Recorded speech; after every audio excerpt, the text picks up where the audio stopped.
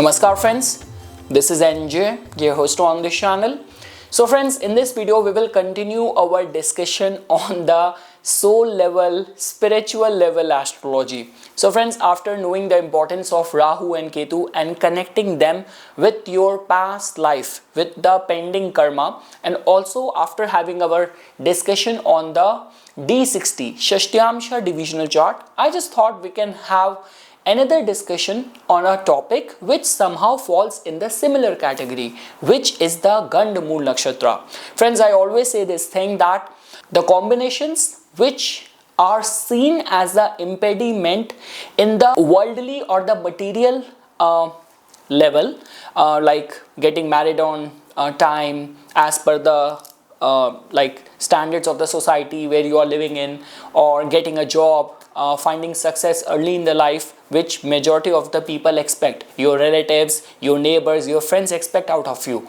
So you might have or you might face impediments in all these areas. But when we talk about on a spiritual plane, when we talk about attaining, amassing something which is going to stay with you, which is going to give you, I would not call the God realization or nirvana or the moksha, but it will give you an edge over the secret functioning of the universe. So over there, these entities like Rahu, Ketu, Kalsarp, Gandamul, Nakshatra, they have got a edge in all these areas. So friends, Gandamul Nakshatra are the nakshatras ruled by Ketu and Mercury.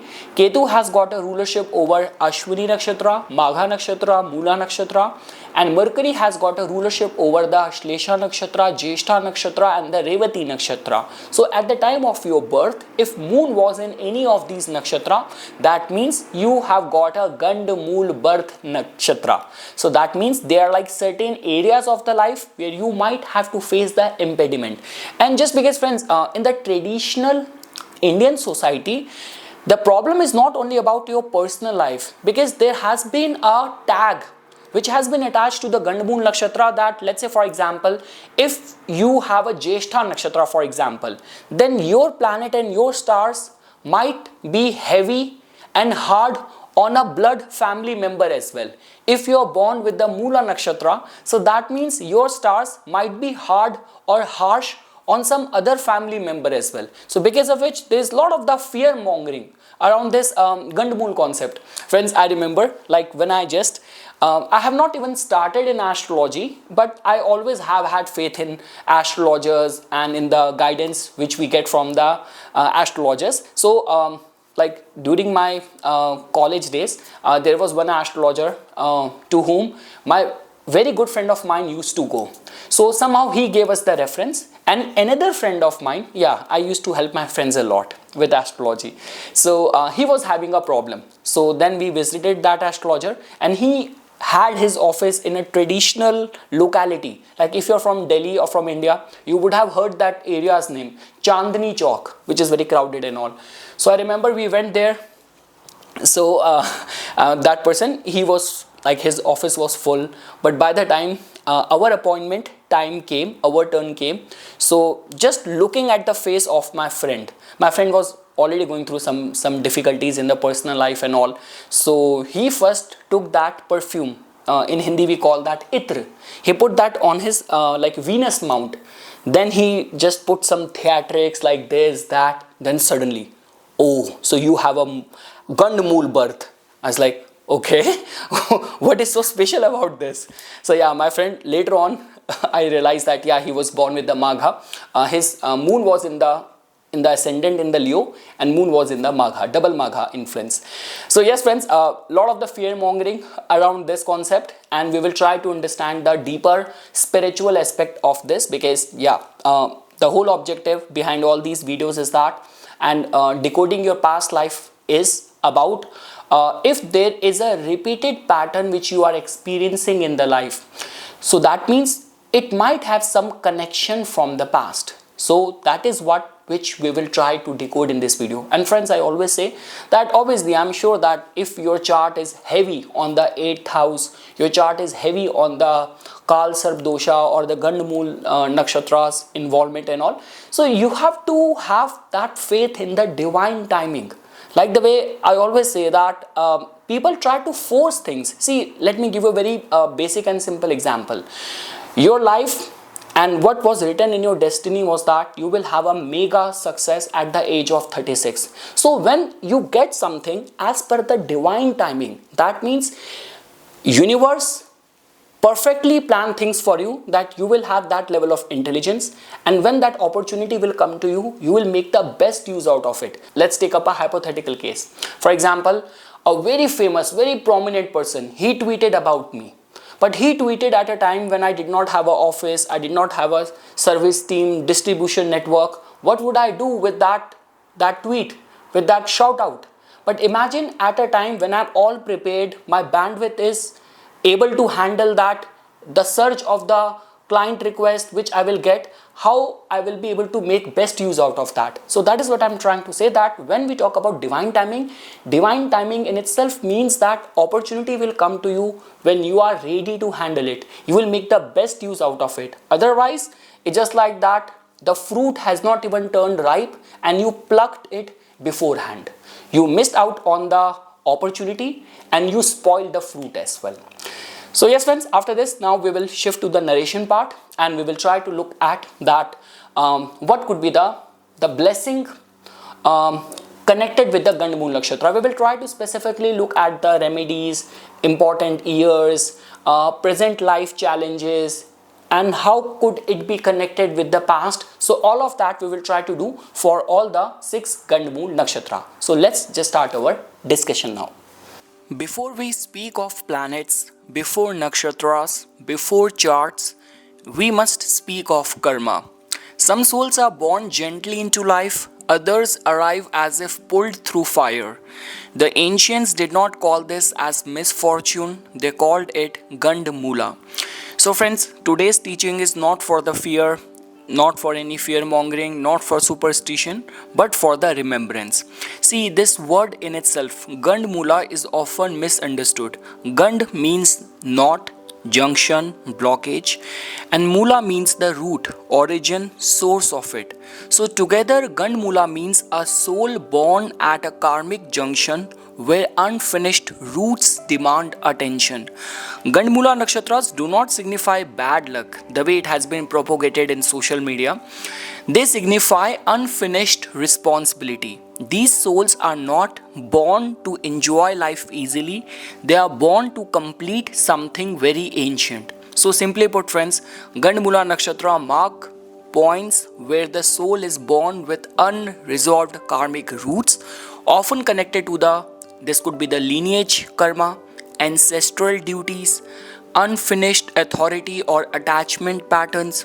There might be abrupt breaks between the past and the present incarnations. So Gandmula does not mean misfortune, it just means some intense karmic responsibility carried at birth.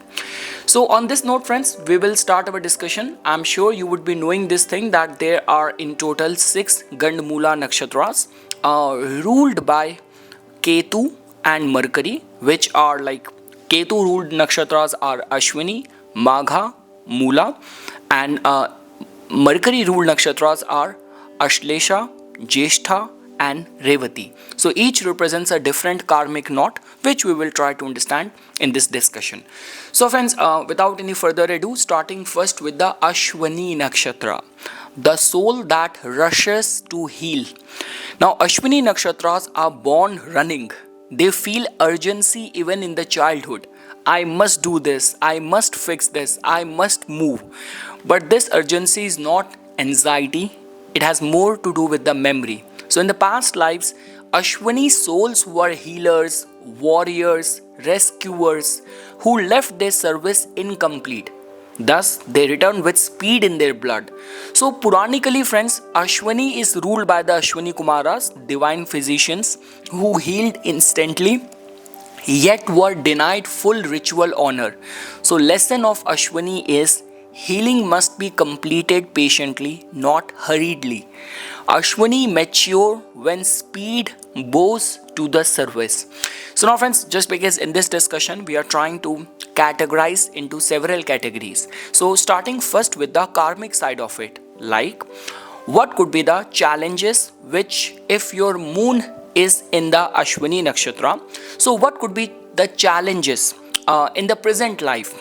So there might be restlessness from the early life, sudden starts, sudden stops in the life, feeling rushed by the life itself, and there might be difficulty slowing down or committing long term.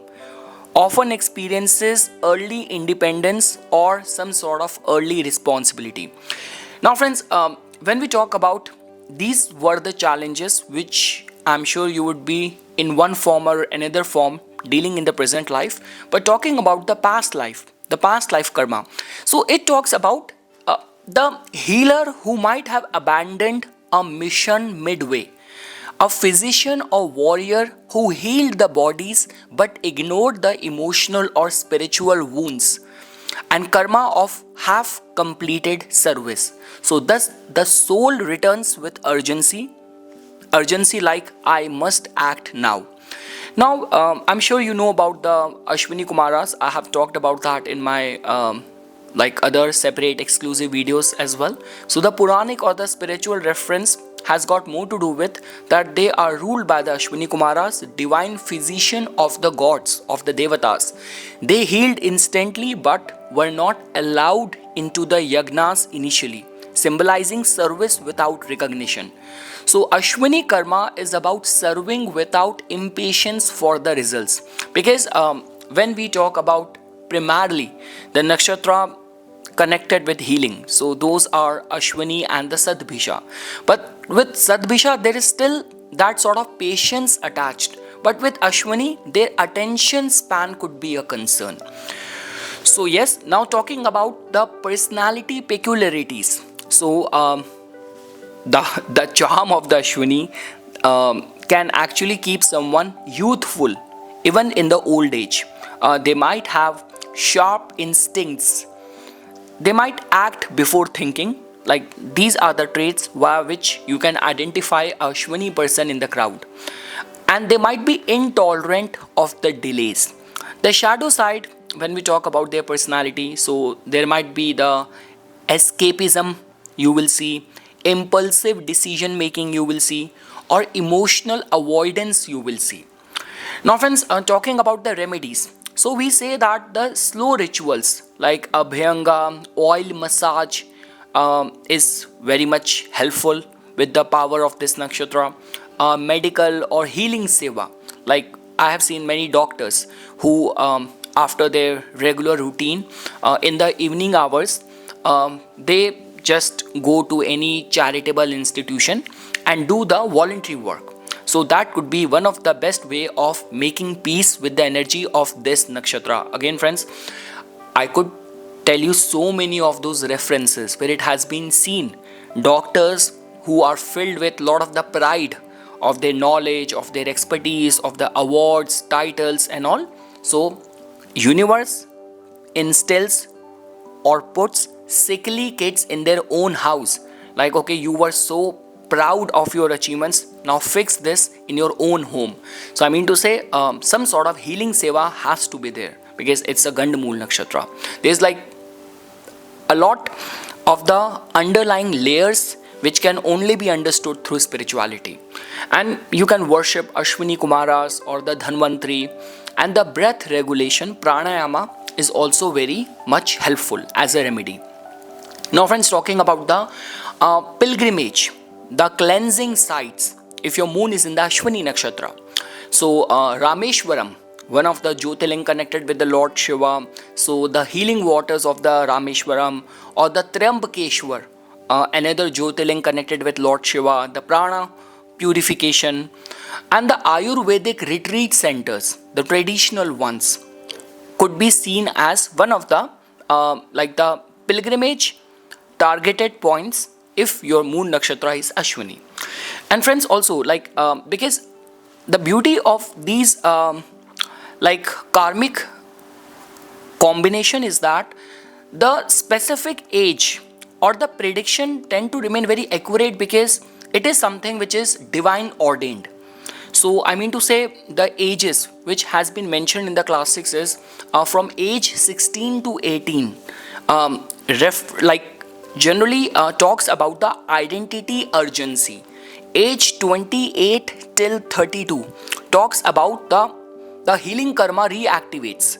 So that means like suddenly getting access to the healing communities, healing groups, or it's not like that you have to go through a proper medical school. See, Ashwini is ruled by Ketu. Many shamans, many local medicine man and the healers, faith healer are also governed by the Ashwini only. So this karma activates in this age 28 to 32, where suddenly the news goes viral that okay, there is a healer, he can fix all the problems, and suddenly everyone is rushing to him.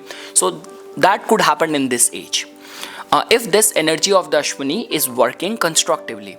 And after the age of 42, stability comes in the life through service, with the service mindset.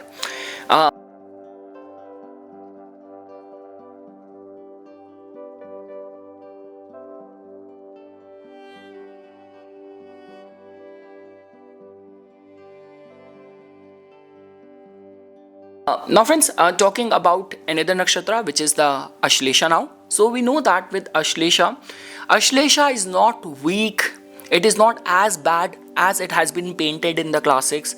It is too powerful emotionally. So, Ashlesha souls feel deeply but often fear vulnerability. Past lives involved survival through secrecy, emotional manipulation, psychic or political intelligence. Puranas connect Ashlesha to the Nagas, serpents guarding wisdom and poison. Ashlesha karma is Kundalini without purification.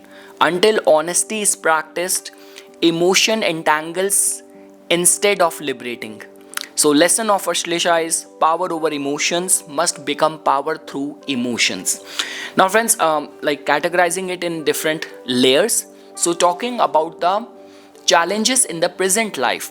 So it talks about the intense emotional bonds, psychological struggles, fear of betrayal, and power dynamics in the relationship. So life brings emotionally consuming situation, and I can give you many references. Even one of my very well-known good friends, they have been in a marriage where like power dynamics is a concern, intense emotional bonds, and obviously like the root cause of all the suffering is attachment. So I mean to say, they have to go through like this. So life brings emotionally consuming situations in the present life. Now, what could be the past life karma for this? So there might have been the use of the emotional intelligence for control, political, tantric, or manipulative roles, or survival through secrecy. So hence in this life, emotions both protect and suffocate. The Puranic spiritual reference, friends, so it has been linked to the Nagas, serpent beings, and which in the classics have been explained as guardians of the hidden wisdom. They also are the symbol of poison and the entanglement. So Ashlesha represents Kundalini energy not purified. Personality peculiarities, how to spot Ashlesha prominent person in the crowd. So hypnotic presence, strong memory, secretive nature, deep psychological insight. And the shadow side of this, if this energy is not working in a constructive way, emotional blackmailing, suspicion, and there might be addictive tendencies. Friends, talking about the remedies, so obviously like the Naga worship, especially the Nag Panchami, is very auspicious for this. Water fasting, detox, and the water fasting is a recommended remedy. Emotional honesty practices in on the all the relationship, and any mantra connected with the Lord Shiva, so is one of the good remedy if you are born with your moon in the Ashlesha nakshatra. Talking about the pilgrimage sites, so the Kalahasti, Kalahasti is this pilgrimage point where you can travel at least once in a lifetime for the Naga dosh relief. Mannar Sala in the Kerala, they have a serpent grove over there that can also be visited. Someone who has got Ashlesha as the Janam Tara, as the moon nakshatra. And the Ganga Snan, like taking dip in the holy rivers. And friends, talking about the key ages, so age 21 to 25 could be the time of the emotional crisis. From age 36 to 40, this could be the time of the power purification. And after the age of 48, psychological mastery or the spiritual awakening generally happens.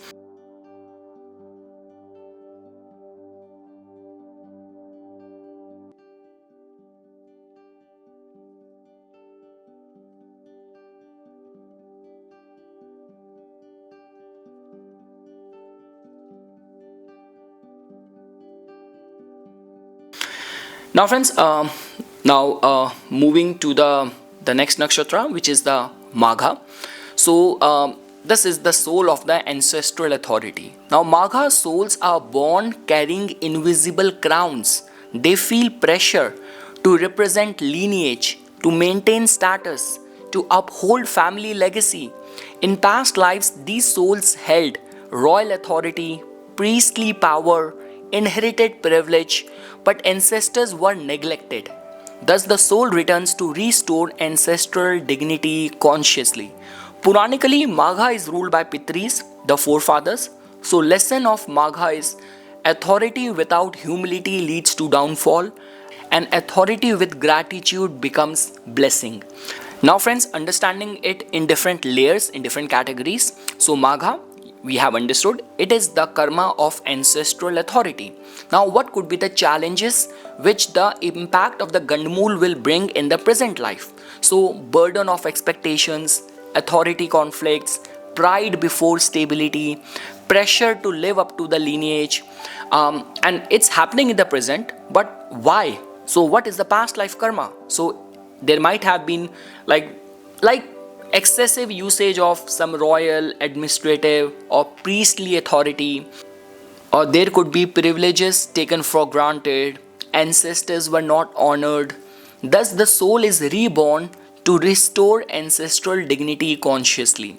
The Puranic spiritual reference is that it is ruled by the ancestors, Pitris. Magha is literally the throne of the forefathers.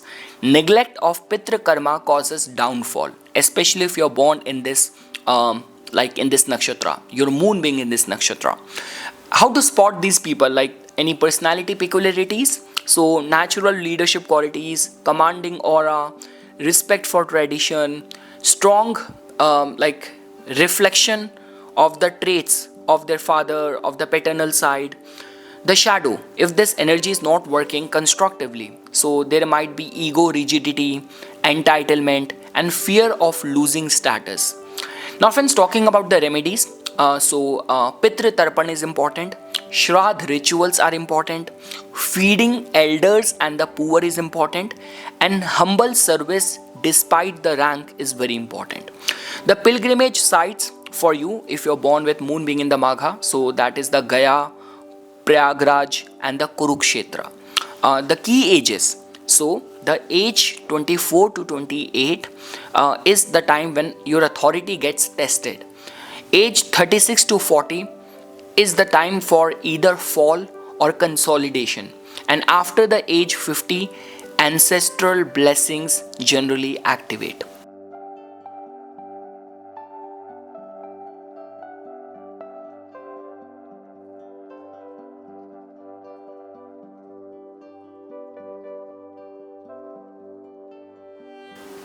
Now, friends, moving to the Mula Nakshatra.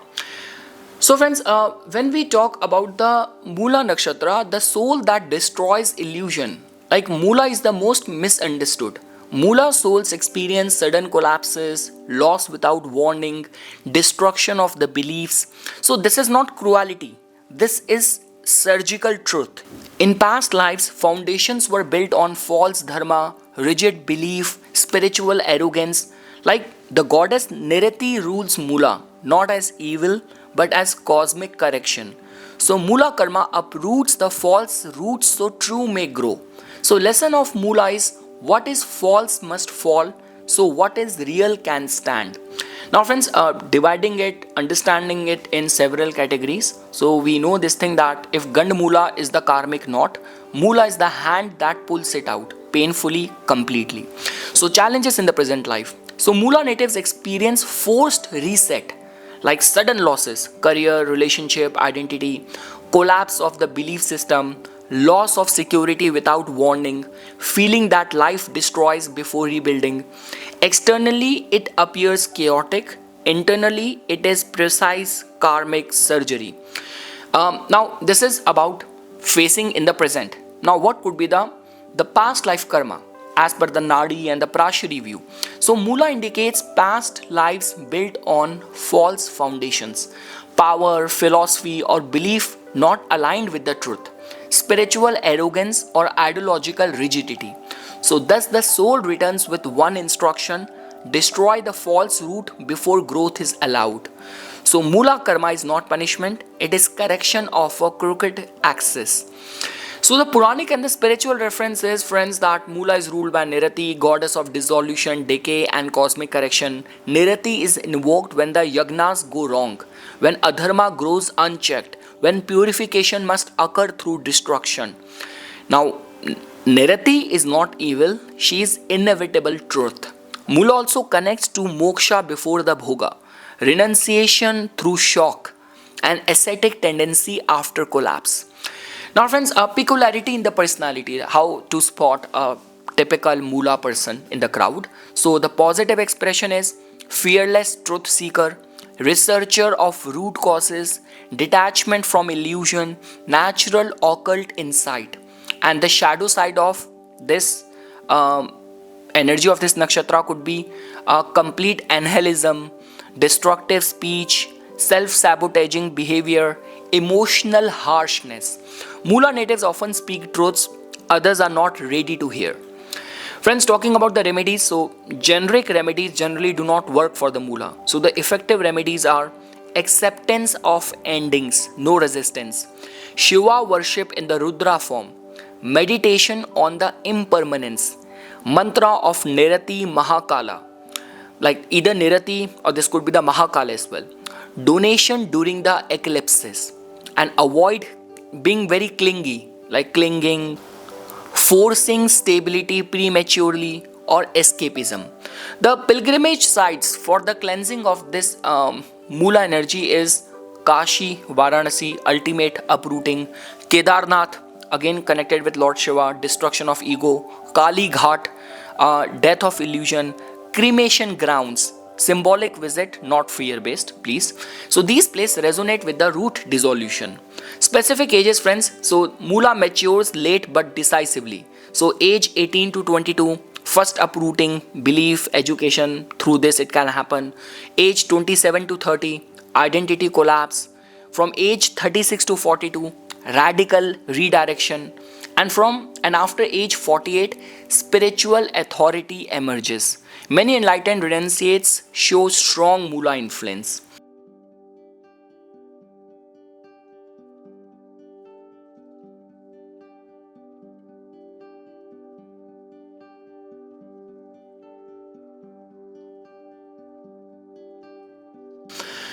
Now, friends, talking about the next in the sequence, which is the Jeshtha, like the soul burdened by the power. So, Jeshtha souls often feel alone even among many. Like they are natural strategists, leaders, protectors, but leadership comes with fear. Fear of loss, fear of betrayal, fear of replacement. Past lives involved senior authority, protector roles, survivor leadership. So Puranically, Jeshtha is linked to the Indra, like the king amongst the gods, powerful yet insecure. So lesson of Jeshtha is true power matures when control is surrendered. So friends, understanding it in different categories which we are following in this video. So Jeshtha is the karma of seniority and the power struggles. Challenges in the present life, if Jeshtha happened to be your moon nakshatra, rivalries, isolation at the top, being misunderstood, and responsibility without support. And where is it coming from? Talking about the past life karma, this might be the eldest sibling karma, a leader who carried burden alone, protector role without emotional support, hence strength with loneliness.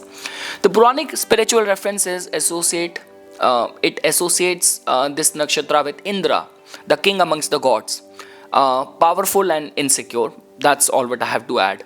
So Jeshtha karma is power with fear of loss. Now, the peculiar personality traits. So, this can make someone a strategic thinker, will and can grant very strong survival instinct, can give protective nature. The shadow side of this energy of this nakshatra could be paranoia, control issues, and emotional withdrawal. Now, friends, talking about the remedies. So, humility practices is very important. Charity without any recognition. I see many people in India, when they make a donation, they want to write their name to it. So, don't do that. So, charity without recognition, you are doing that to honor your planets, to exhaust your karma. Worship of the Indra or the Brihaspati, and letting go of control.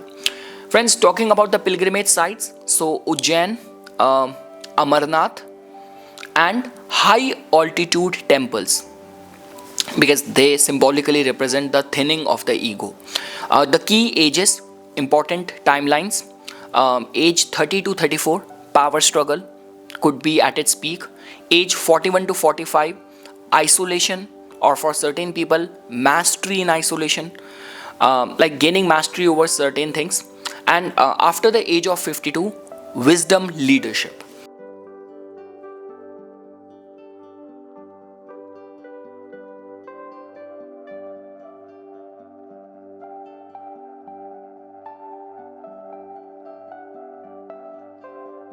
Now, friends, talking about the Revati. So, now see, with Revati, see, this is the soul of completion.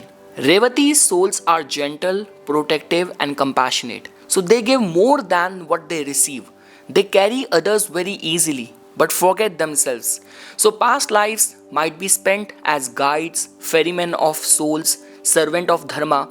Revati is ruled by Pushan, the divine guide. This nakshatra marks end of cycle karma. Lesson of Revati is compassion must include the self. So, friends, understanding it in different categories, which we are following in this discussion, because Revati, with Revati, it has to do with the karma of protection and completion. So, it might manifest in the form of the challenges in present life if this happened to be your moon nakshatra, as overgiving, emotional exhaustion, difficulty receiving, feeling responsible for everyone. And where is it coming from? The past life. The past life karma is, you might be a guide, protector, ferryman of the souls, sacrificed the personal needs, compassion without boundaries. So, thus the soul returns to learn self preservation. So, you would have, if you would have paid attention. So, most of the things which are coming from the past, it is in any case putting you in a good light. It's just like that. Sometimes too much giving does not work in the modern day life, where dog eat dog society we live in the Kali Yuga. So yeah, but it is not as dark as this could be Jeshta, or as this could be Mula. So now talking about the Puranic spiritual reference, so ruled by Pushan, the divine guide of travelers and the souls. Revati marks end of cycle karma. And the peculiar personality traits, how to spot a typical Revati moon person. So gentle strength, protective instincts, spiritual inclination. And when we talk about the shadow side, so very martyr kind of complex, escapism, and very weak boundaries. Friends, remedy for the moon being in this Revati nakshatra is boundary setting disciplines is very important. Guru worship is very important. Seva with rest is also equally important.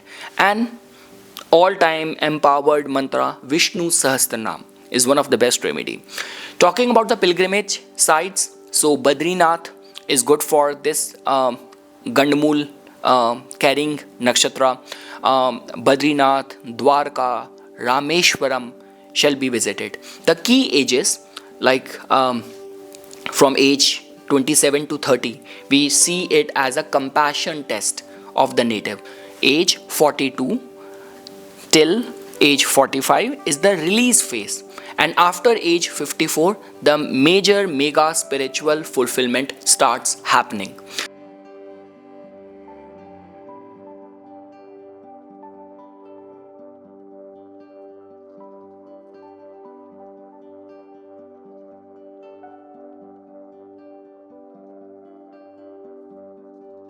So friends, the summary is Gandamul nakshatras do not bring bad luck. They bring unfinished soul contracts. They mature late, but when purified, they produce exceptional spiritual depth, leadership, and healing capacity.